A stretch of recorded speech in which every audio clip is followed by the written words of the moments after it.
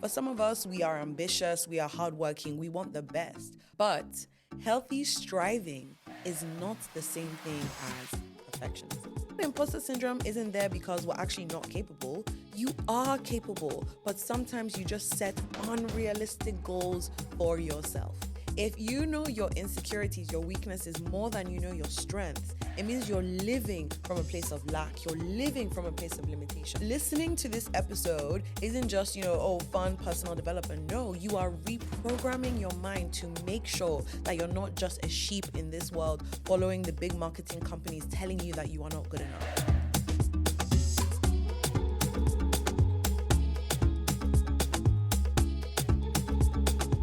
Hello, everyone, and welcome back to another episode of the Confident and Killing It podcast. Today's episode is about ditching the weight of perfectionism. I can't believe that I haven't actually dedicated a whole episode to perfectionism before on the podcast. So in this episode, we are really going to deep dive into it, okay? Now, we all know, people say, perfectionism will hold you back, but I think it's important for us to dissect it, to think about, okay, what is perfectionism? How is it actually getting in the way of your dreams and your goals? And what's the alternative, right? For some of us, we are ambitious, we are hardworking, we want the best. But healthy striving is not the same thing as perfectionism. Yep, I said it. So there is a difference between being a high achiever and an overachiever. Insert Oprah meme. Were you silent or were you silenced? Okay, so when you're a high achiever, you pursue a healthy standard of excellence. But when you are an overachiever, that is when you pursue perfectionism to a detrimental end. So let's look at how we can take the healthy bits, the good parts from healthy striving, and make that part of our reality instead of letting ourselves get held back by unhealthy striving to an extent where it is detrimental to our mental health, emotional well-being, and even our relationships. First things first, it's important to realize that perfection does not actually exist. As a human being, it is impossible for you to be perfect. The laws of nature don't even align with perfection. Why? Look at nature. We have storms and we have sunshine. We have ups and downs. We have yin and yang. We have good and bad. There is peace, there is destruction. Nature has always had this sense of tension between good and bad between it. And that is what makes it beautiful. It's the coming together. In the bad, we appreciate the good. Okay, so first things first, as a human being, you can never be perfect. Okay, and that's fine because embracing our imperfections, embracing who we are whilst we're on a journey to growing and evolving is what makes the human experience so beautiful. Sometimes when I think about the journey that I've been on, right, it's my biggest insecurities that have actually turned out to be my biggest areas of impact. It just struck me the other day that my biggest insecurity of not feeling confident, I've actually owned it and turned it around to mean something important, to use that to impact the world. So don't let that idea of feeling like, oh, my life has to be perfect and, I need to look and act a certain way or else, if you stay on that, it's going to lead to so much heaviness and hold you back in life. I love this definition of perfectionism from Brené Brown, and she says, perfectionism is not the same thing as striving to be your best. Perfectionism is the belief that if we live perfect, look perfect, and act perfect, we can minimize or avoid the pain of blame, judgment, and shame. Let me say that again. Perfectionism is the belief that if we live perfect, look perfect, and act perfect, we can minimize or avoid the pain of judgment, blame, and shame. So, really and truly, perfectionism is not about self-improvement. Perfectionism is about showing up to the world in a way where you feel you will be accepted, in a way where you feel that you are protected. Perfectionism is like a shield because if you look and live perfect and act perfect, no one can judge you. No one can shame you. There can be no criticism. And then you feel safe. But guess what? The gag is people are going to judge you regardless of how you show up. If they want to judge you, they will judge you. You cannot control how other people perceive you. So, perfectionism is just a shield that you hide behind to avoid these certain feelings. And as a result, you start to do things like set unrealistic expectations of yourself that you can never meet. Now, I don't want to put all the blame on you and say you're the reason why, you have chosen to be a perfectionist. Growing up, we're taught to strive, we're taught to be our best. In school, we're rewarded for doing well, for getting 10 out of 10, right? And so as children, we're rewarded for our ambition and it's good at that time. But somewhere along the line in our adulthood journey, we become really obsessed with this idea of getting everything right because the opposite of that looks like failure, and failure has this really tinted view where we will look like we're not good enough. And at the end of the day, every single one of us wants to feel seen, wants to feel heard, and wants to know that we matter.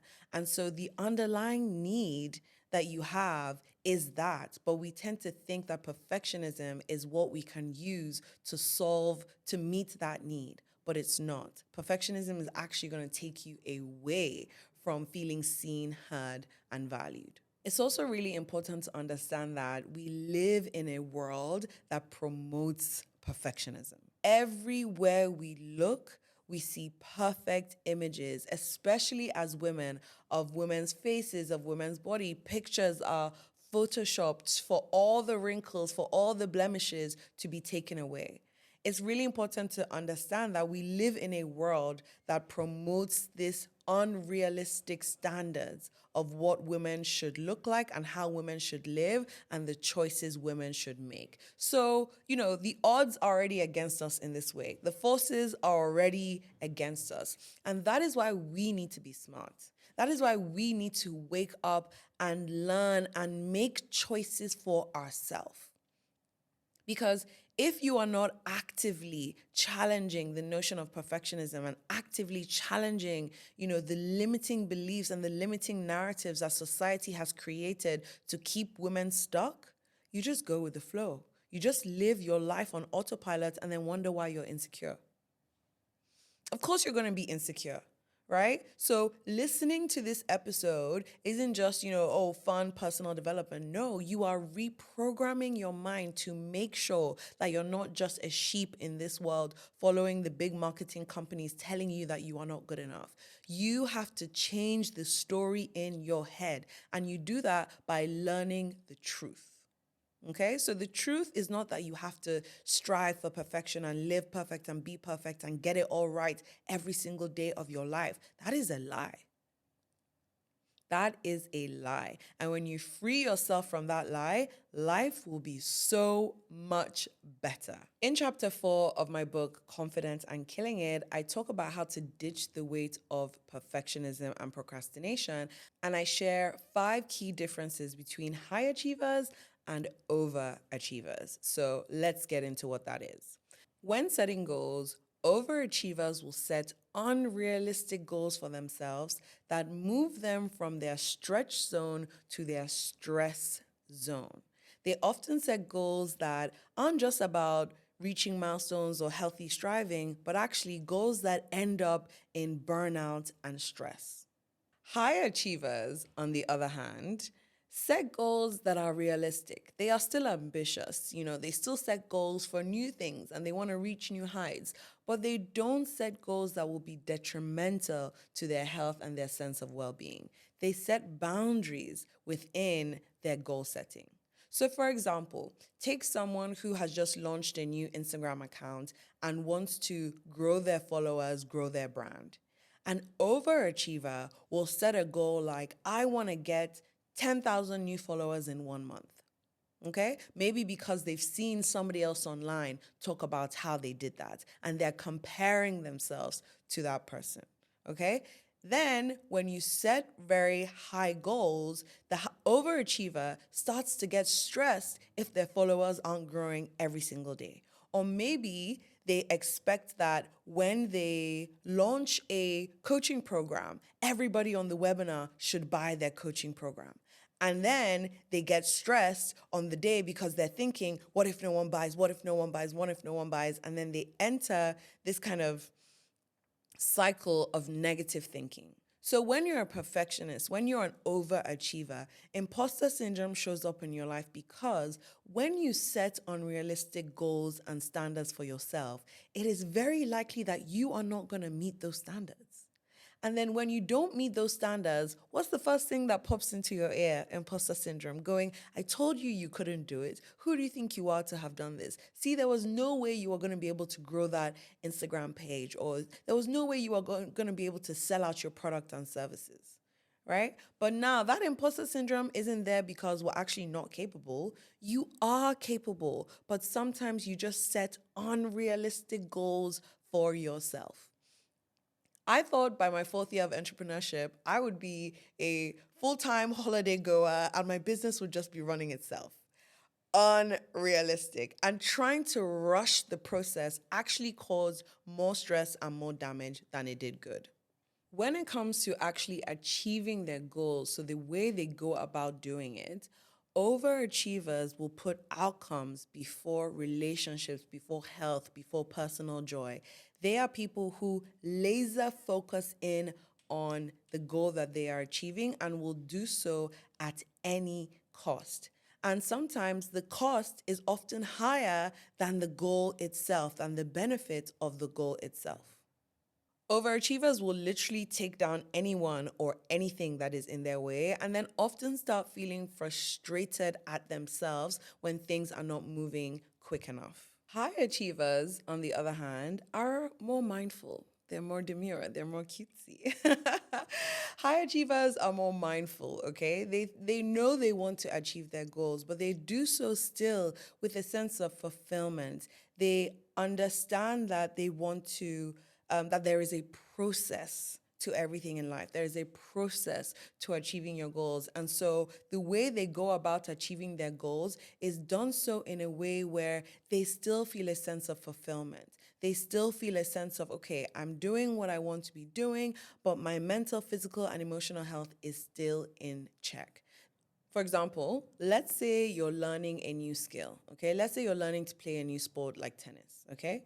Overachievers will literally practice day in, day out. They might not sleep, they might not eat because they want to prove something to the world that they are now very good at this thing. High achievers, on the other hand, will take time to practice, to learn. They'll celebrate every single step that they make, but they're going to make sure that their mental health is in check because they know that if their health is in a good place, it will make them better in their progress in the skills that they are learning. When it comes to measuring their progress and defining success, overachievers are very black and white with it. It's either or. They either ticked all the boxes or they did nothing at all. They either feel that they were 100% perfect and successful or they were a complete failure. So let's say on your to-do list you have 20 things you want to tick off.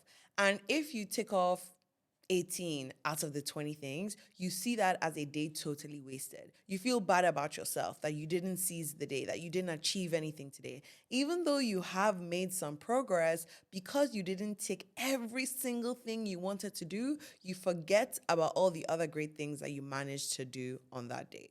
A high achiever, on the other side, will feel some level of satisfaction for doing a good enough job, right? Even if they didn't tick all the boxes, even if it wasn't perfect, they will still embrace that they did their best and their best is enough.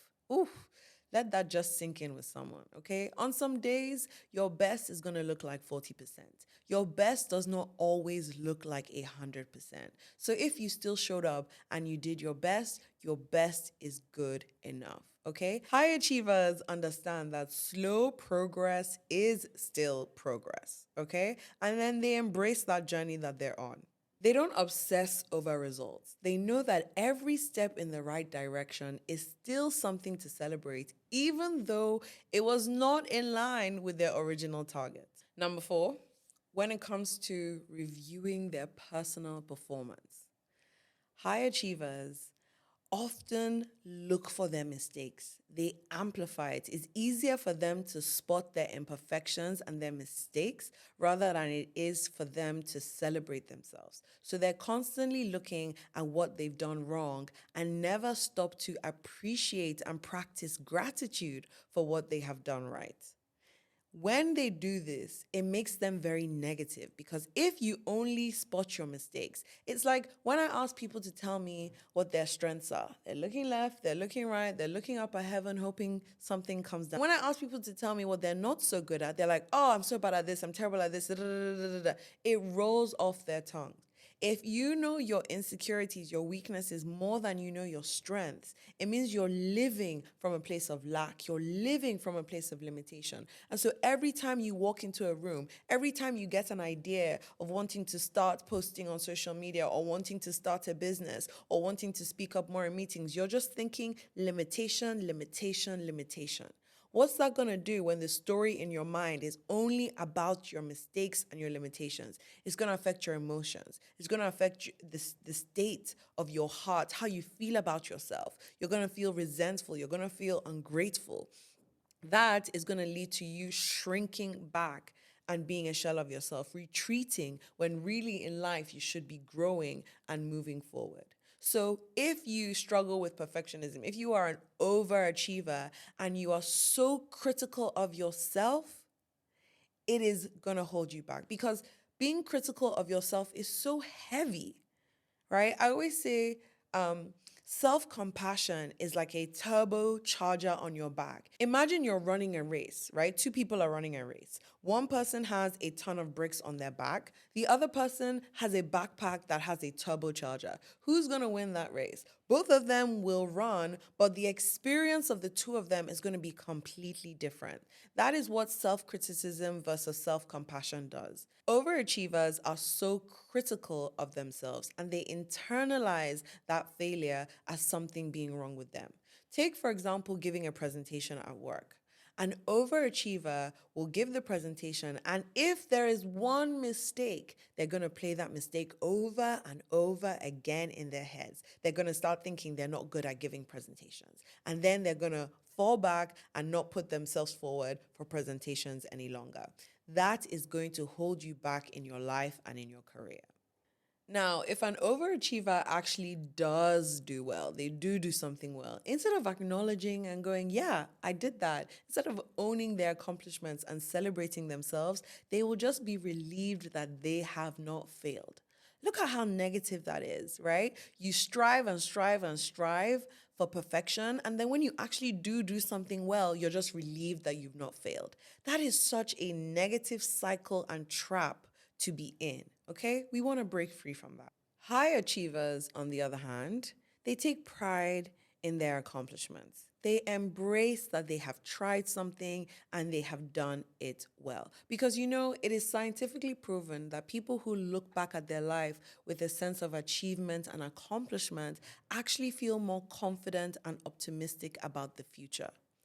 Okay, so you actually have to look at your life with a sense of achievement and accomplishment. Otherwise, you will feel like you're just existing and you're not doing what you feel like you're meant to be doing. You're not feeling fulfilled or purpose driven. So it's not boastful, it's not arrogant to stop and acknowledge the things that you have done. So don't be so critical on yourself that you cannot even acknowledge when you have done something well. That is an overachiever. A high achiever will acknowledge their wins and not internalize failure. They understand that failure is often a stepping stone to success. So if they make any mistakes, their mistakes do not define them. they still maintain a strong sense of self-worth and know that they are more than what they have to offer. They are more than the mistakes that they make, okay? You are not your mistakes. Mistakes are something you happen to do and you can move on from them. And finally, when it comes to receiving constructive criticism from other people, overachievers are threatened by constructive criticism. They see criticism as a direct attack on them. Because anything less than perfectionism is so painful for overachievers, any sort of feedback that is not aligned with the vision that they originally had for themselves is going to affect their sense of self-worth.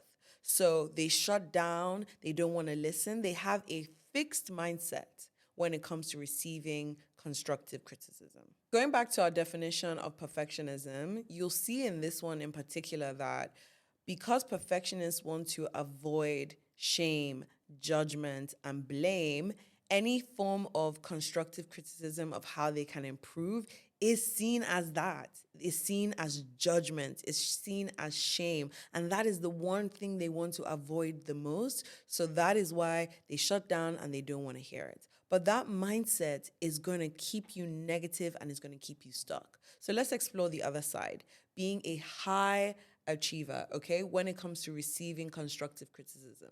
How can you do this? This part is having a growth mindset. You see your shortcomings, any kind of constructive criticism, as an opportunity to grow. This is an opportunity to evolve. Somebody has noticed something that you can do better. You create a map on how to work on those skills and to grow and develop. That is what a high achiever does. High achievers realize that they are not defined by their limitations. Their limitations are simply a part of their story. So if anyone brings up their limitations, they can accept it. They can own it because it is a part of them. It is not the whole of them. On page 155 of Confident and Killing It, the book, I lay out how overachievement connects with very detrimental things. So let's have a look, okay? So when we summarize what an overachiever does, they set unrealistic expectations. They only focus on the outcome and they sacrifice their health, their relationship, their goals. They are obsessed with ticking all the boxes, and anything less than 100% is a complete failure. They spot their mistakes and they dwell on them continuously. And finally, they internalize failure and criticism as something being wrong with them. When you take all of those things together to look at, okay, what fruit is that going to produce in my life? Okay, because remember, your thoughts are connected to your feelings and your feelings are connected to the actions that you take.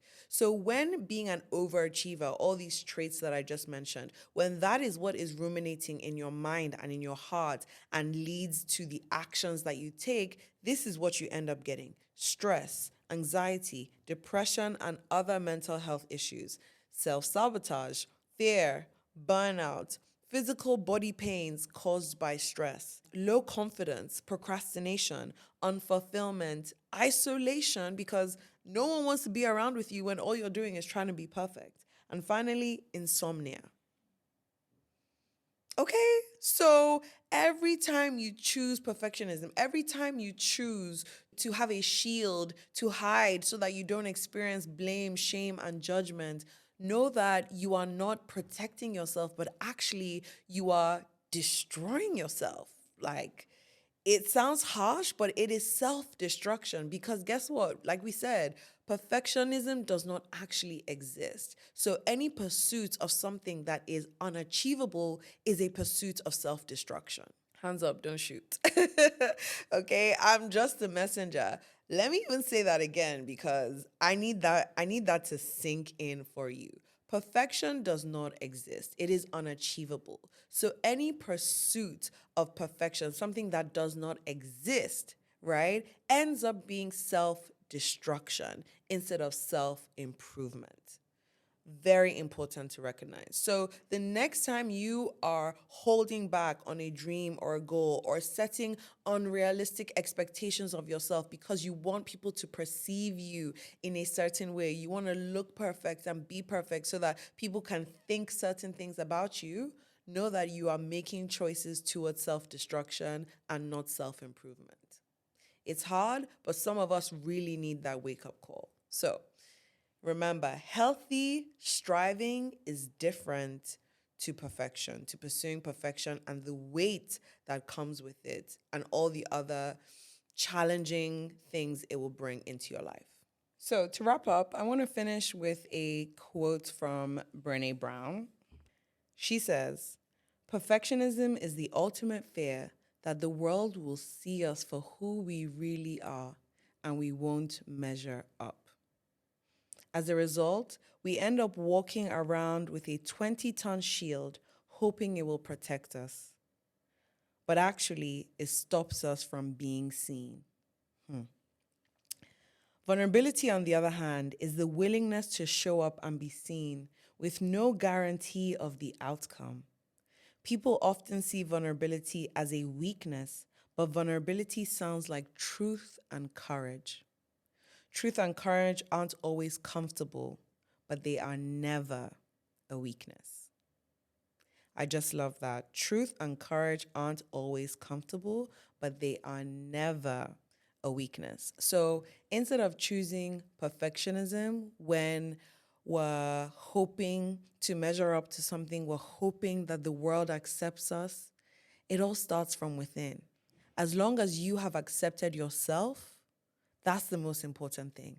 No one can reject you when you have already accepted yourself. You do not exist to be accepted by the world, to measure up to the world standards, because guess what? The world standards are always changing. Trends, fashion trends are always changing, you know? So if you live your life according to what is trending in society, you're going to be forever playing a game of catch up. It is so important to understand that perfectionism puts you on a rat race that you never finish. So instead, choose vulnerability. Choose to embrace your weaknesses and your strengths, right? Brené Brown also says there's a crack in everything. That's how the light gets in. And I just love that. We don't need to run away from who we really are. We don't need to try and hide and shield ourselves from the world just to be accepted. We don't need to perform just so people on social media can like us. As I've said in previous episodes, it is better to be rejected as the true version of yourself than it is to be accepted as a fake version of yourself. Okay, so when you are going through life, try not to let perfectionism get in the way of who you know you truly are and what you are capable of doing. Instead, let's opt for healthy striving, okay? We can go and set ambitious goals, but it doesn't have to be goals that lead to burnout and stress, right? When people give us feedback, we can accept it and look for an opportunity to turn that feedback into growth, into a strength. When we make mistakes, we can identify that a mistake was made, but not internalize it as something being wrong with us. We know that our limitations are just a part of us. They are not all of us. And most importantly, even when life does not go according to plan, it is not a failure. Learn from every single lesson. Every single thing in life is a learning opportunity. Challenges are not here to break you, they are here to grow you. Everything in life can be a learning opportunity. So let's keep an open mind. Let's keep a growth mindset. When you feel yourself holding back because you're thinking, oh, what are people going to think when they see this? Know that you're leaning into perfectionism. You're trying to perform for other people so they see you in a certain way. Instead, focus on doing your best. Focus on starting small, getting your work out there, showing up, and embracing that you're not going to be perfect, but there is so much beauty in your strengths and your imperfections. And remember, your imperfection that you have right now, that you are hiding, that you are trying to conceal under the guise of perfectionism, could be the thing that changes not only your life, but everyone else's life around you. Thank you so much for listening. Remember to subscribe, like, rate, and follow the podcast, because the more you engage, the more people get to hear this and to change their life. Life is more fun when we're all confident and killing it together. So Before I leave, I want to leave you with a question, okay? Which of these traits, which of these high achieving traits are you going to lean into more? Which one do you want to be intentional about working on and growing and getting better at? Leave me a comment if you're watching on YouTube. And if you're on Spotify, listening on Spotify, you can also leave me a comment through that. So, thank you again. Love you all. And until next time, stay confident and killing it.